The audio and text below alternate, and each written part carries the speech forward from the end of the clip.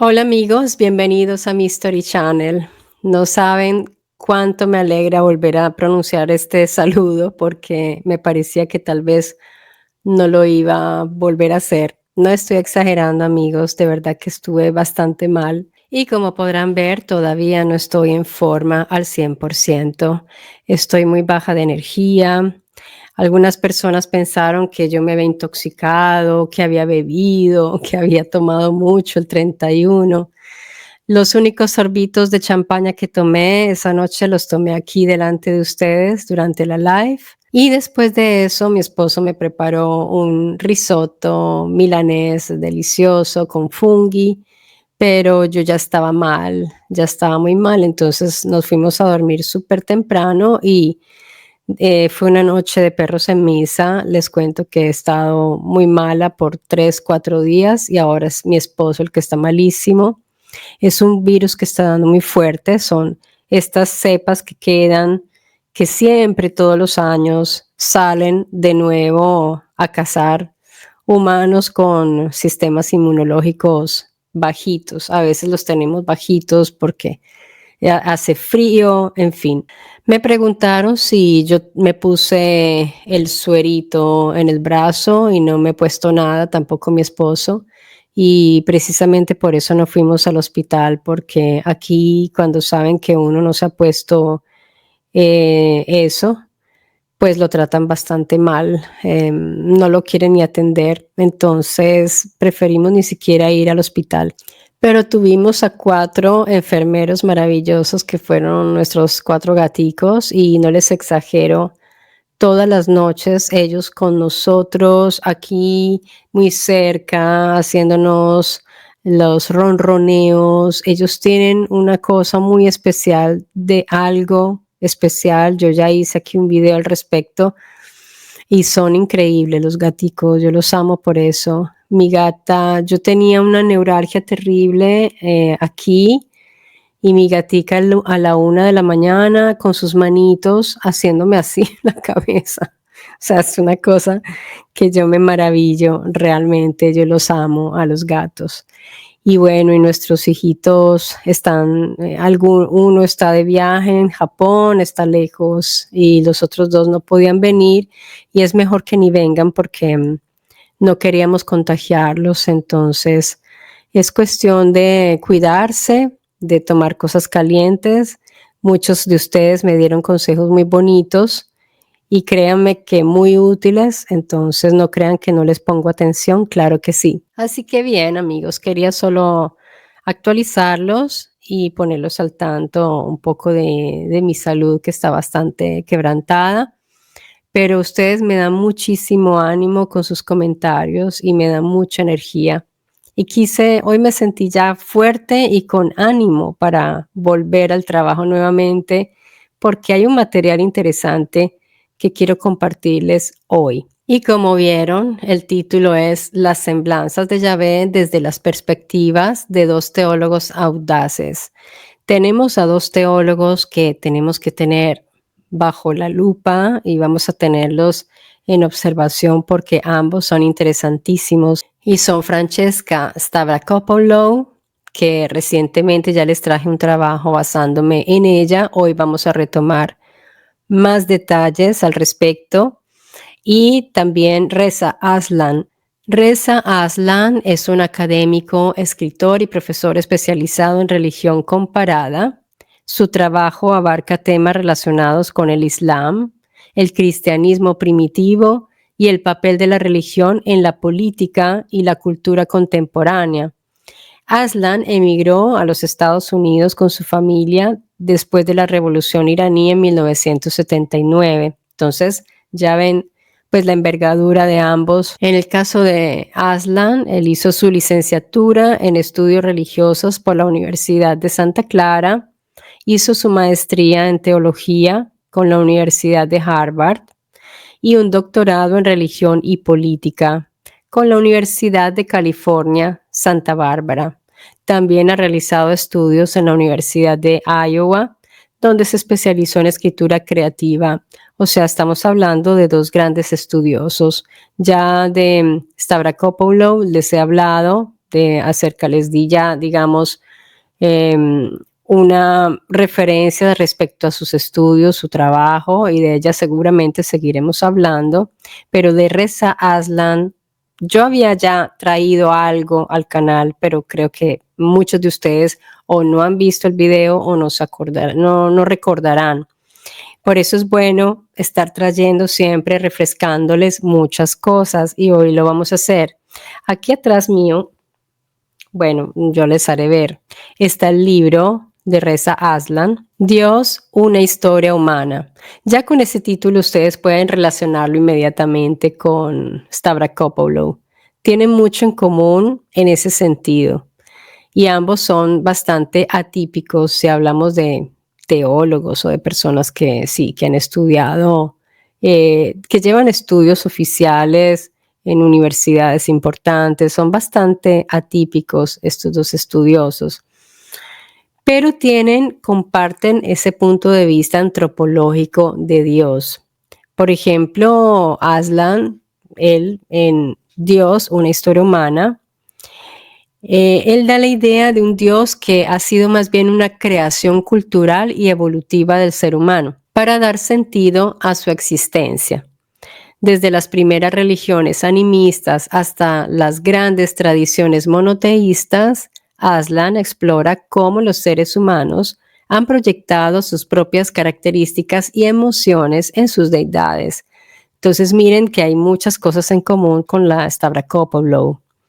El libro sostiene que Dios no es un ser, un ser externo, sino más bien una representación interna de nuestras necesidades, miedos y aspiraciones. A medida que la humanidad ha evolucionado, también lo ha hecho la idea de lo divino, desde dioses antropomorfos hasta conceptos más abstractos de una fuerza universal. Entonces, esto es como el resumen de lo que él más o menos trata en este libro. Aslan concluye que la búsqueda de lo divino es una constante humana, pero cada sociedad lo interpreta a su manera. La obra invita, esta obra, a reflexionar sobre la espiritualidad como una experiencia personal y subjetiva que trasciende las religiones organizadas. En última instancia, Dios, según él, es una creación profundamente humana que refleja nuestra eterna necesidad de buscar significado, propósito y trascendencia. Bueno, aquí estamos hablando de Dios, pero nosotros aquí en el canal hemos estado mirando los textos del Antiguo Testamento. Y si ustedes ya llevan tiempo siguiéndome en los videos, se darán cuenta que en el Antiguo Testamento Dios no está. Allí no se habla de Dios. Se habla de un sujeto llamado Yahvé. Se habla de unos sujetos, individuos, de algo, un grupo de entidades o de individuos llamados Elohim. Así que si seguimos hablando de Dios es un grave error. Pero yo les traigo los pensamientos de estas personas que son estudiosos. Ellos estudian el fenómeno de Dios. Sin embargo, Aslan, él lo habla de una manera muy con distancia, ¿cómo se diría? Sí, con distancia, porque a él no le interesa ni reafirmar que Dios existe o negarlo. O sea, que lo está haciendo de una manera como un estudio del fenómeno llamado Dios para el ser humano. ¿Qué es? Para él es una construcción totalmente humana, lo mismo que para Stavrakopoulos. En eso ellos dos convergen bastante. Pero resulta que nosotros estamos hablando de Yahvé. Y pues sí, Yahvé fue divinizado y fue deificado y todo lo que ya sabemos, pero nosotros ya sabemos que no lo es, que no es Dios. Entonces podemos hablar abiertamente acerca de las semblanzas de este individuo llamado Yahvé, que de todas maneras su naturaleza sigue siendo discutida y sigue siendo misteriosa. ¿Por qué no?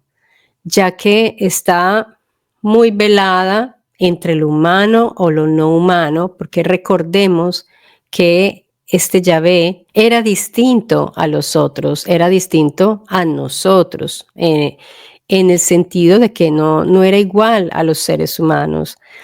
¿Es esto parte de esa idealización o realmente formaba parte de un grupo aparte? Pues en su misma historia nos podemos dar cuenta que él llega de lejos y siempre se está hablando de que él está entre el cielo y la tierra. Él se mueve en las áreas superiores, no metafísicas, sino del cielo físico, porque muchas veces se habla de Yahvé cuando se mueve sobre las aguas, cuando cabalga sobre un querubín, que también hemos discutido respecto a qué cosa podría ser el querubín. Entonces, aquí en el canal hemos ido quitándole velos teológicos a la historia de Yahvé para descubrir a un sujeto que vino de afuera, o sea, que sería un extraterrestre, un no nacido en la tierra.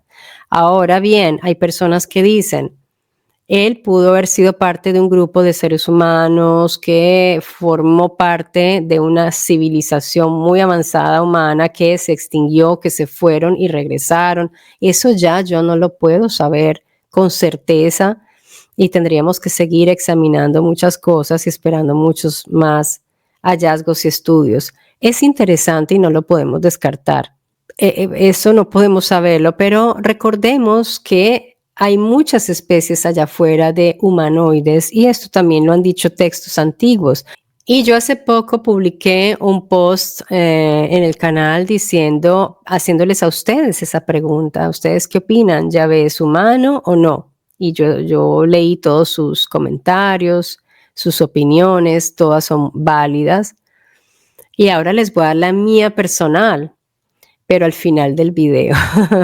Ahorita no, se las voy a dar al final del video para que lo vean completo. Entonces, en la Biblia tenemos a los Elohim y son varios, son bastantes, pero sobre todo sobresale siempre Yahvé, porque fue el que volvieron el único al final, ¿no? Entonces vamos a hablar de Yahvé y de esos epítetos que le han dado también, que entre estos es El Shaddai, el cual traducen como todopoderoso, traducen erróneamente porque esa traducción no tiene nada que ver y es como para hacer cuadrar la cosa para que sea el todopoderoso. Y resulta que el Shaddai en realidad tiene dos posibles raíces. Si nos atenemos a la raíz hebrea, que es Shad, la raíz hebrea Shad es pecho o seno. Y miren qué interesante, porque según el diccionario sería porque el pecho o seno nutre, entonces alimenta, entonces el diccionario dice, debe ser el Dios que nutre, que te alimenta. Yo diría que es más bien, y eso lo pienso yo personalmente, que es por la forma, porque el seno, el pecho materno, femenino, parece una montaña. Y si ustedes van a ver en la raíz acadia, efectivamente, la raíz acadia es shadu. Y esa raíz significa montaña. Ahí sí ya tendría conexión con shad.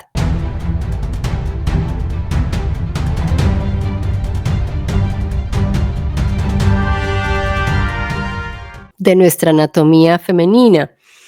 Entonces, miren que ahí sí cuadraría. El de la montaña, el Shaddai. Ahora es importante que tengamos en cuenta que para interpretar adecuadamente los términos bíblicos como Shaddai es fundamental no limitarse exclusivamente a la raíz hebrea, sino también tener en cuenta las raíces acádicas y otras lenguas semíticas antiguas como el arameo, el ugarítico, el fenicio. Y esto es porque el hebreo bíblico no evolucionó de manera aislada, y esto hay que tenerlo muy en cuenta, sino que fue parte de un entorno cultural y lingüístico semítico más amplio. Entonces miren que está perfecto. El Shaddai es el de la montaña, está muy bien. Y ahí sí, pues el todopoderoso, pues es ya una interpretación bastante, digamos, fantasiosa, si queremos, o sea, ya llegar ahí de él de la montaña, que es algo muy concreto, muy puntual, pues ya el Todopoderoso está como muy amplificado. Recordemos que en la mitología, la llamada mitología mesopotámica, las montañas eran vistas como santuarios naturales y moradas de los dioses. Yo aquí les he mencionado muchas veces, les he hablado acerca de esos montes sagros donde los sumerios iban y tenían miedo de ir, pero ellos iban allí a buscar también los minerales que necesitaban y a encontrarse con los Dingir, con esos sujetos que eran luz, que brillaban. Y la montaña siempre ha sido un lugar privilegiado, digamos, el lugar predilecto para esos llamados dioses, y es muy seguramente el lugar que los mantiene como entre el cielo y la tierra, como, pero no ese cielo espiritual, sino el cielo físico. Tal vez ahí podían posarse de manera más fácil, sus aparatos podían llegar allí, se sentían ocultos, se sentían protegidos. Recordemos que a Yahvé le encantaba encontrarse en las montañas con sus mediadores, él siempre los llamaba allá arriba. Y es que Yahvé no era un tipo muy popular, o sea, a él le gustaba darse importancia, pero no le gustaba tampoco que como que el pueblo estuviera ahí pegado a él, como que lo fueran a ver, a tocar. A él no le agradaba mucho ese contacto así con la gente, como esos políticos que van ahí para que todo el mundo los toque. A él no le gustaba mucho eso. Puede deberse a una condición física, como lo hemos dicho ya en otras ocasiones, y Biglino nos ha hecho ver el hecho de que él siempre en la montaña, quizás ahí respiraba mejor, estos sahumerios constantes que le daban, que lo hacían sentir más tranquilo, aparte que el olor de estas vaporizaciones fumígenas que él tomaba nasalmente, olfativamente, le recordaban su lugar de origen, el espacio. Y hay gente que me dice, pero en el espacio no hay olor. Miren, yo ya les expliqué en un video por qué se sabe qué olor tiene el espacio, sí tiene olor. Y ya lo saben porque hay cosas que han regresado del espacio y al quemarse ciertas partículas deja ese olor a carne quemada. Entonces, eso tiene su explicación y la NASA ya lo sabe y ya lo explicaron. Así que no es invento que ese olor le evocaba a Yahvé, seguramente su lugar de origen. Y sí, en los sumerios también está esto de la montaña. En particular, por ejemplo, los pueblos de la región de Sumer, Akkad y Elam, veneraban deidades, ya sabemos que son las deidades, asociadas con las montañas sagros, que forman la frontera natural entre Mesopotamia e Irán. Ahí están estos sagros. Enlil, por ejemplo, dios del viento y de la montaña. Entonces miren todo lo que tienen en común estos llamados dioses. Su morada estaba en la montaña sagrada de Ekur, que en sumerio significa casa de la montaña. Entonces miren, el dios de la montaña, el de la montaña, porque él, pues, no, el mejor no tiene traducción, es él. Casa de la montaña, Ininursak, cuyo nombre significa señora de la montaña, miren qué bello, era una diosa madre que daba vida y fertilidad. La palabra Ursak también significa cresta montañosa o cordillera. Así que el Shaddai podría derivar de Il Shadu. Il Shadu, que significaría como Dios de la montaña en acadio. O sería, es siempre el de la montaña.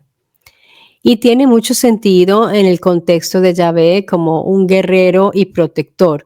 que aparece frecuentemente en montañas como el monte Sinaí o el monte Horeb. Ya en el canal, pues yo les he hablado bastante de estos montes, como les decía, y todos estos paralelismos, sigámoslos teniendo en cuenta, porque no debemos sorpasar, no debemos olvidarnos de estos paralelismos, siempre hay que traerlos a la luz.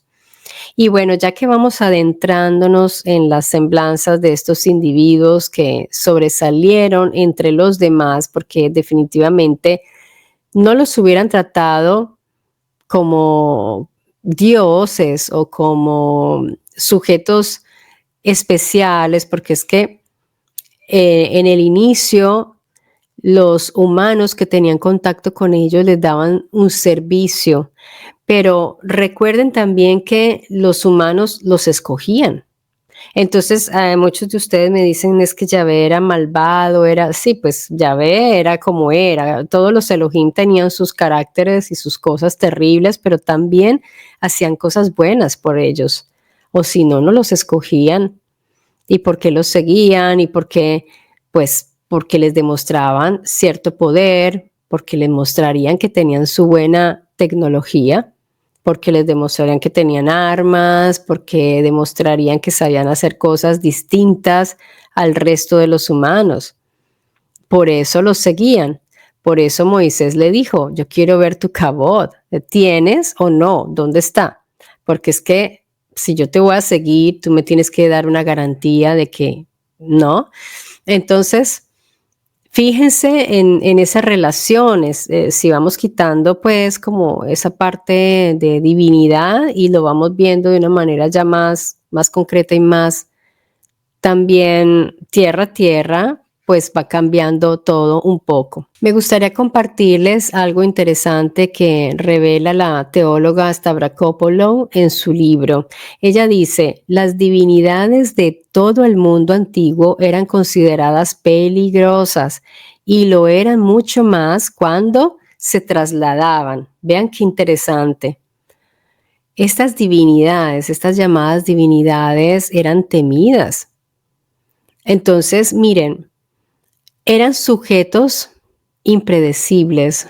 O sea, ellos no se sabía con qué iban a salir y en esto me recuerda mucho a los sumerios. Es que pónganse ustedes a pensar en esas esculturitas llamadas los orantes o los oradores con esos ojos despalancados. No tenían ojitos así, no, tenían los ojos bien abiertos porque no sabían con qué les iban a salir estos llamados dioses. Y los sumerios constantemente, y esto lo he leído de sumerólogos oficiales, los sumerios hablaban mucho acerca de su destino en las manos de estos llamados dioses. En el caso de ellos eran los Anunnaki, los Dingir, los Lugal, porque estaban como en manos de ellos. Ellos no sabían qué iba a pasar con estos, si los iban a ayudar, a bendecir, porque es que la bendición es, yo te doy esta tierra, yo te doy esto, yo te ayudo en esto. Y la maldición, pues yo te quito todo, yo te mato la familia, yo te quito el ganado, yo me llevo tus hijas. Entonces estaban entre la maldición y la bendición. Pues no es muy distinto a lo que vemos hoy día con ciertos seres humanos con poder. Pero imagínense, pues para ellos era muy fuerte porque estos sí que tenían un poder muy grande. Entonces ellos eran vistos como seres peligrosos. Y dice ella que aún más peligrosos cuando se movían, se trasladaban. ¿Por qué será? Me gustaría verles las caras en estos momentos a ustedes que están pensando. Bueno, esto ya lo sabemos, ¿verdad? Sabemos que estas llamadas nubes o los kabod o los ruaj, cuando se movían, eran peligrosos, causaban estruendo, causaban miedo, había luces. Yo he visto descripciones impresionantes en la Biblia y en textos apócrifos que pues dice uno, pobrecitos, que cómo sería eso, esa visión. Es como si a ustedes les llega encima en este momento una nave nodriza, pues ustedes se desmayan, por más que hayan visto drones y lo que quieran.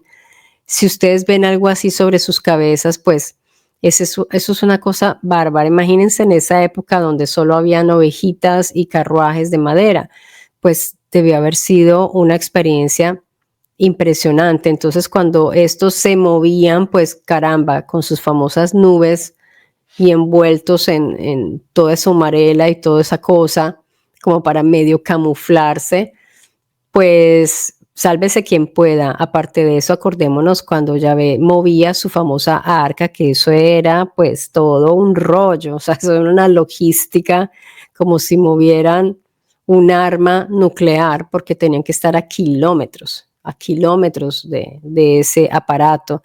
Y más de una vez uno salía por ahí fulminado, entonces imagínense, si no le tenían miedo. Entonces, tanto para los sumerios como para los hebreos, el comportamiento de sus dingir o sus Elohim eran imprevisibles. Eran más imprevisibles de lo habitual en el espacio liminal entre los santuarios, entre el cielo y la tierra, y entre la ciudad y los páramos deshabitados. Ahora yo quisiera que ustedes se pusieran en el lugar de estas personas, en esos lugares, en ese tiempo. Pónganse ustedes a pensar, transpórtense a ese lugar, a ese momento, ese espacio-tiempo donde ustedes pues no han visto toda la tecnología que han visto hasta hoy, no han viajado nunca en un avión y viven en lugares silenciosos donde el ruido que oyen es el de las ovejitas, el de los carruajes. Entonces, para ellos, cuando estaban, por ejemplo, en este espacio liminal, ¿qué es el espacio liminal? Son esos espacios de transición. En el caso del templo, es ese espacio donde hay mucha tensión porque no estamos ni en el Santísimo, pero estamos en el Santo, estamos a un paso de entrar a la morada donde está habitando Yahvé, donde Él se mueve y donde está esa arca que es temida también. Entonces era un espacio donde causaba miedo y ellos no sabían qué iba a pasar. De hecho, tenían que irse muy bien protegidos. Ya hemos visto aquí en el canal la cuestión de los trajes para crearse la protección con sus campanitas para advertir que están ahí. Ojo, ya ve, aquí estoy. Entonces, y no solo esos espacios de transición, de umbral, que son espacios bastante importantes y de mucha tensión. También aquí habla de páramos deshabitados. Ahí también el comportamiento de estos Elohim, de estos dioses, de estas divinidades, como las quieran llamar, eran impredecibles. Entonces, recordemos pues que cuando el sacerdote que una vez al año iba a encontrarse con Yahvé, tenía que prepararse todo, tenía que ser todo ultra preparado. Eso era un ritual coreográfico impresionante y los trajes y todos embadurnados de esencias y de ungüentos especiales, tenían que estar ultra limpios. O sea, no podía estar nada por fuera de los requisitos, de los requerimientos de Yahvé, que solo él sabía por qué tenía que exigir estas cosas. Y se puede percibir, porque ya hemos analizado que quizás esta persona necesitaba crearse esas barreras bacterianas, bacteriológicas con los humanos. Él se creaba su jaula también de Faraday, se creaba su jaula antibacteriana con el oro por todas partes. Es que no era que Yahvé fuera un caprichoso, histérico, sino que él seguramente también tenía que cuidarse porque seguramente él no era humano, no era de aquí, no era terrestre. Por eso pensamos que hay muchos indicios que demuestran que Yahvé no pertenecía a la raza humana. Entonces realmente tenían que pasar por todos esos requisitos, todas estas regulaciones de tener la piel cubierta de una cierta manera, limpia, absolutamente limpia, y pasar por varias etapas de preparación, y las personas que podían estar en contacto con Yahvé tenían que ser prácticamente unos técnicos especializados, porque ellos sabían cómo manejar, manipular las cosas, como no podía ser una persona torpe que se le olvidara hacer uno de los pasos o que no supiera hacer lo que tiene que hacer. Todos tenían que ser expertos y eran formados para eso específicamente. Y miren que es interesante que no solamente en el caso de Yahvé, porque recordemos que estas divinidades estuvieron en todo el planeta y en distintas épocas.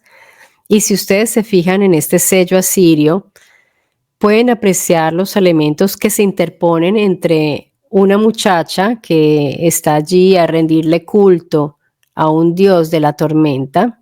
Y fíjense bien en toda la parafernalia que los separa, a ella y a la deidad que está sobre una especie de pedestal allí. Y podemos ver el incenciario, podemos ver que hay unas ofertas que ella le ha hecho, podemos ver fuego, y todo ese mobiliario y todas esas cosas entre ella y la deidad no hacen más que una barrera de protección para que se pueda mantener bajo control cualquier efecto mortal de la presencia de la divinidad sobre la visitante, en este caso, esta muchacha que rinde culto. Entonces, en este ejemplo podemos ver todos los elementos que se interponen entre ella y la divinidad. ¿Por qué? Por su propia incolumnidad, para protegerla a ella. Asimismo, en las casas de habitación de Yahvé, recordemos que las medidas de seguridad eran extremas. La teóloga Stavrakopoulou nos cuenta que los vapores de humo producto de los acostumbrados humos incenciarios no eran solo para darle placer olfativo a Yahvé, servían también como una barrera visual para evitar un contacto visual directo con él. Miren qué interesante lo que dice esta teóloga. Es bien interesante. Y esto me recuerda mucho a lo que sucedía también en Sumeria. ¿Recuerdan las casas, como yo les contaba, que construían para esa habitación, para el dingir, que la hacían de manera que cuando el servidor o la persona que llegaba a traerle una oferta o a rendirle un servicio a este dingir, no lo viera directamente, porque la hacían como en una forma como curva, de manera que había un efecto visual que evitaba que vieran al dingir apenas entraran en la habitación. Entonces miren que estamos hablando de algo muy similar. Puede ser que Yahvé también usaba algo que brillara mucho y podía afectar la visión, podía afectar porque los dingir pues ellos brillaban mucho o tenían algo que brillaba muchísimo, y esto está muy claro en los sumerios y también en los textos Veda y otros textos del Medio Oriente y de la India, del Indo, donde podemos ver que estos individuos sí eran distintos y tenían esta distinción, era que brillaban mucho. Puede ser que en el caso de Yahvé también, o en algunos momentos, o era algo que él usaba. Esto sería interesante poderlo ver. Entonces, este humo del incienso se volvió prácticamente una barrera visual, como una cortina fumígena. Y en mayor proporción tenemos las columnas de humo que acompañaban a Yahvé en sus traslados del desierto. Claro, recordemos estas famosas columnas de humo que envolvían a su vehículo y por eso lo llamaban la nube, porque parecía una nube que se movía en el desierto y los guiaba, ¿recuerdan? Algo que hay que notar es la obsesión de Yahvé por su privacidad.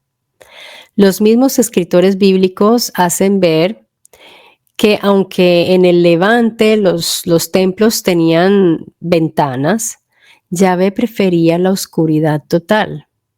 Esto es particular en él.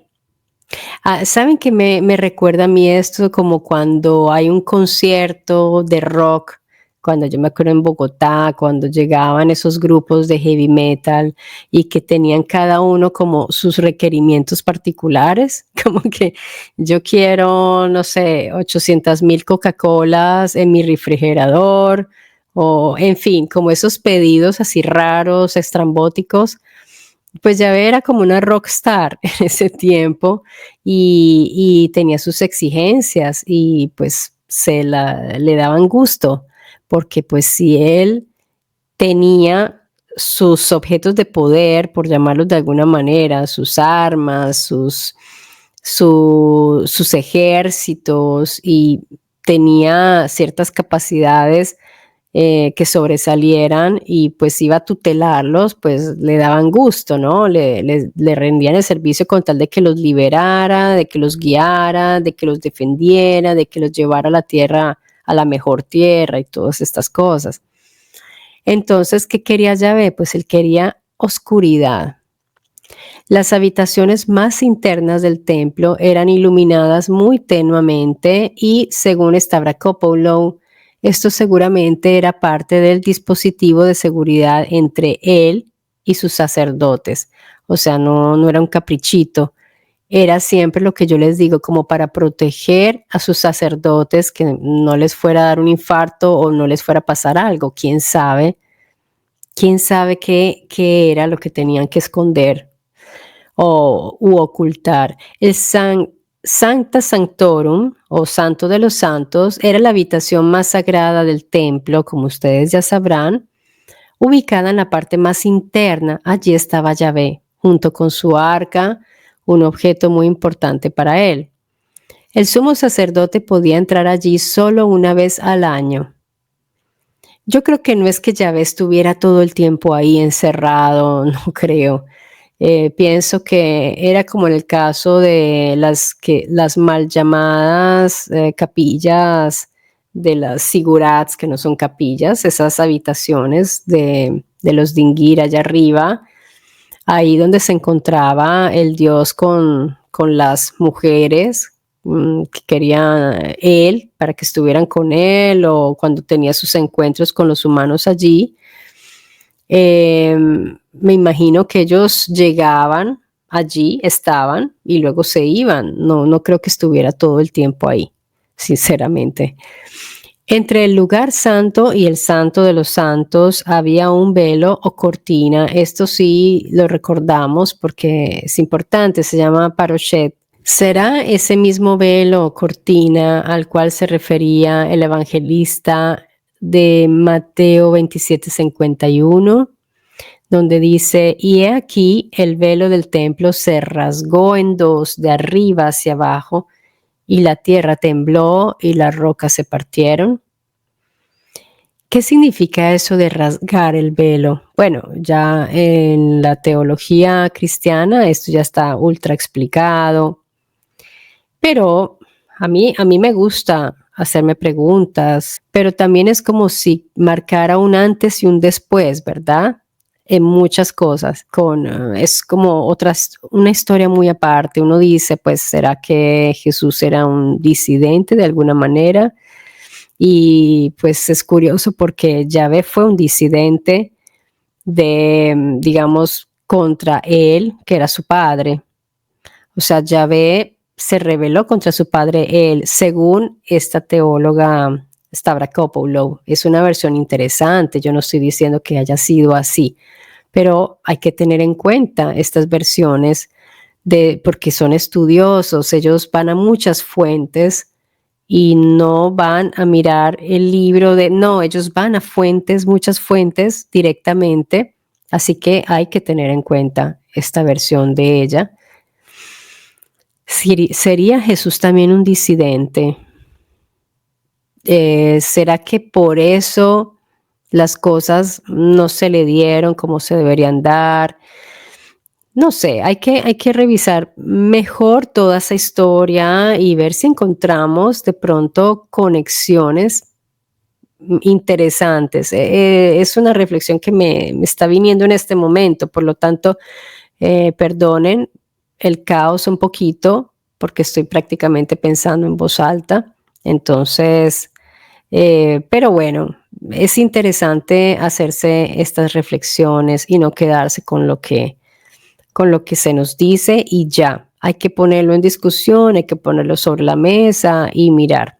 Y miren que recordemos que también los encuentros con los ángeles causaban miedo. Recordemos que cada vez que se presentaba un ángel tenía que explicar, no, no, yo no vengo a hacerte daño, tranquilo, no te preocupes, hoy no te toca a ti.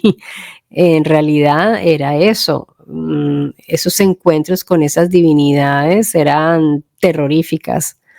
No era así pues maravilloso y todo como místico. En realidad el encuentro con estos sujetos era cosa seria y eso fue justamente lo que le pasó, lo que tuvo que vivir, lo que tuvieron que vivir Moisés y Jacob al encontrarse con un Dios en espacios y horas no programadas, porque es que para encontrarse con ellos había que organizarlo todo, como les decía, coreográficamente para que todo saliera bien. Si no se hacía así, podía ser desastroso.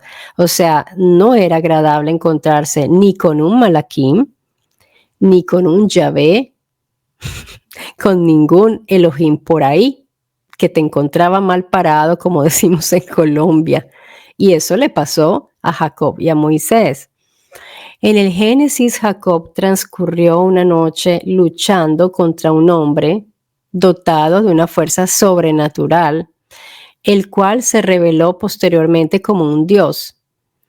Y en el Éxodo, Yahvé trató de deshacerse, trató de matar a Moisés. Yo no sé si ustedes sabían esto. Una vez que se encuentran frente a frente en un camino que conducía de Madián a Egipto.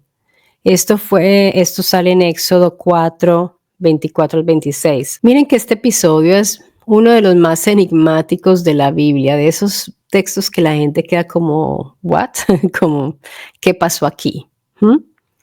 La razón por la que Yahvé quería matar a Moisés no está completamente clara en el texto, pero tratando de encontrar la posible explicación, a alguien se le ocurrió que podía ser que Moisés había descuidado la circuncisión de su hijo.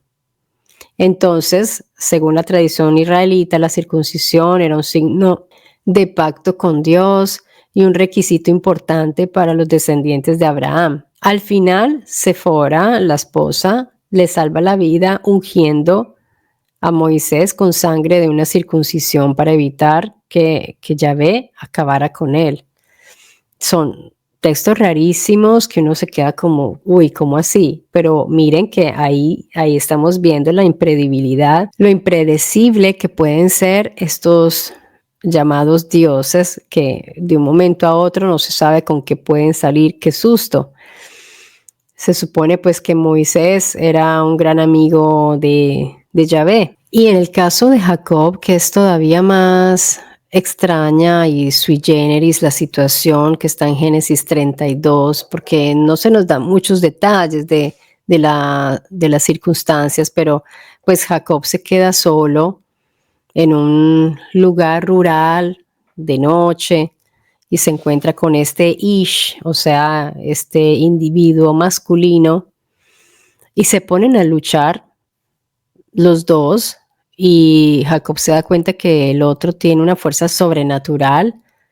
De hecho, lo hiere de una manera, pues que él se da cuenta que no es humano y él dice que es una fuerza divina, lo identifican como una fuerza divina. Entonces cualquiera diría, bueno, será un malaquim, será de pronto un mensajero de Yahvé o de un Elohim, de uno de los Elohim. En todo caso, era un individuo de esos. O era un Elohim o era un Malakim, era algo de ellos.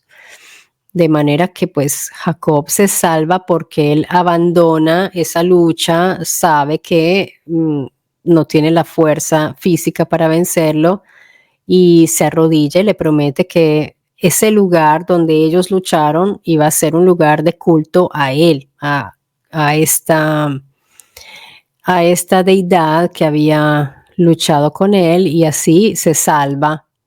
No sé, son situaciones, como digo, extrañas, tal vez porque la Biblia no da muchos detalles.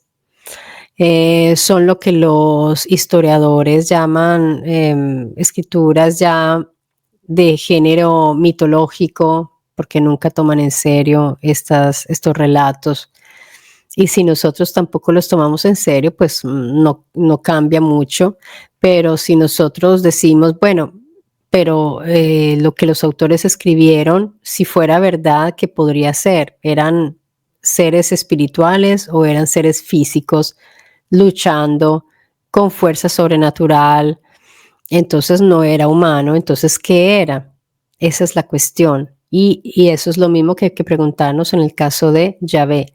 Y lo curioso es que Jacob al final dice, este lugar se llamará Peniel o Penuel, que es rostro de Dios, que significa, lo llama así porque él dice, porque yo vi cara a cara, luché cara a cara con Dios. Entonces, a ver, aquí entra otro asunto y es el famoso a Dios no lo ha visto nadie, a Dios nadie lo puede ver y sobrevivir para contarlo. Entonces, ¿qué podemos pensar? Porque hay textos donde dicen a Dios no lo ha visto nadie, pero hay una cantidad de textos en el Antiguo Testamento donde una cantidad de gente lo ha visto cara a cara, como Jacob, que luchó contra él.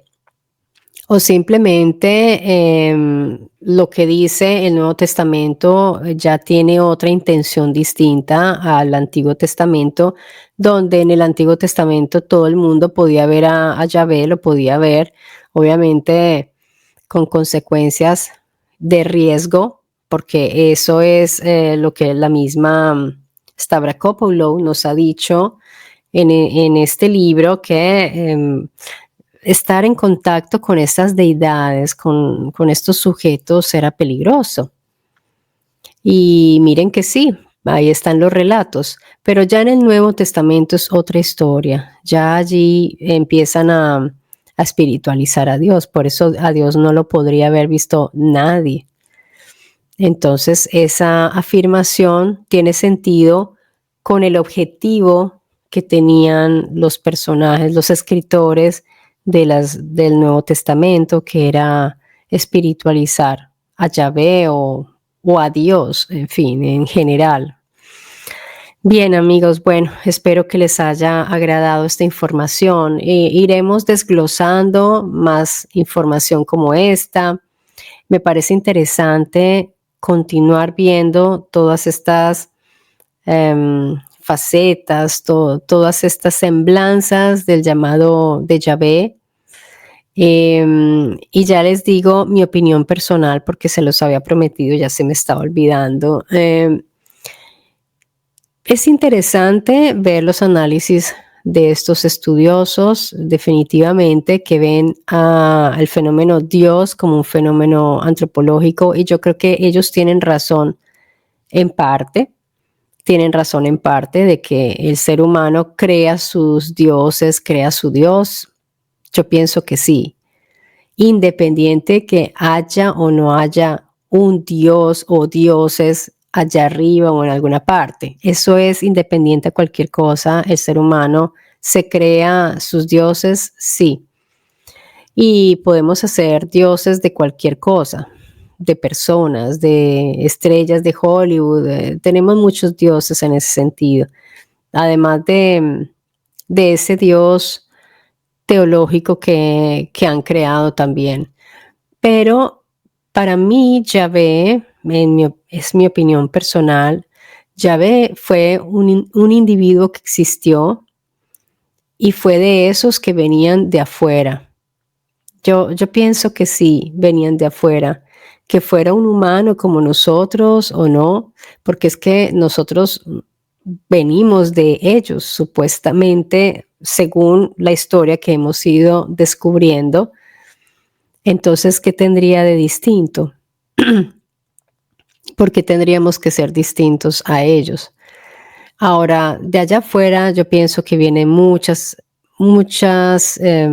especies, muchas civilizaciones distintas han venido, que no nos quieran contactar, que no quieran tener contacto directo con nosotros o que lo hagan escondido, no lo sé. Eso no lo puedo saber, nos esconden muchas cosas, nos mienten mucho. Por ejemplo, todo este asunto de las luces y de los objetos, qué pesar, porque se pierde allí, se pierden las cosas reales y seguramente sí hay objetos que sería interesante analizar bien, pero nadie lo está haciendo, nadie está realmente analizando lo que es. Y cuando sucede una cosa, miren, cuando yo les voy a dar un ejemplo muy sencillo. Cuando hay marchas en mi país, en Colombia, sale gente a marchar porque em, está inconforme con el gobierno o con alguna ley, con lo que sea, está inconforme con la economía, cualquier cosa. Y esas personas salen a marchar, a protestar, pero entre ellos se mezclan personas que van a dañar la marcha y esos son los llamados infiltrados. Pues a mí me parece que con lo de los objetos allá en el cielo están haciendo lo mismo. Aparecen objetos reales, aparecen cosas reales, que pueden ser objetos o pueden ser fenómenos. Hay muchos tipos de materia, en fin. Pero entonces empiezan a lanzar globitos y a lanzar drones y a lanzar aviones y ahí se arma la confusión total y eso es lo que beneficia siempre, siempre lo que resulta es el desprestigio del fenómeno y lo que me da tristeza es una cantidad de personas que salen a decir, ah, miren, este es el Blue Beam, miren, esto es el engaño de la falsa no sé qué.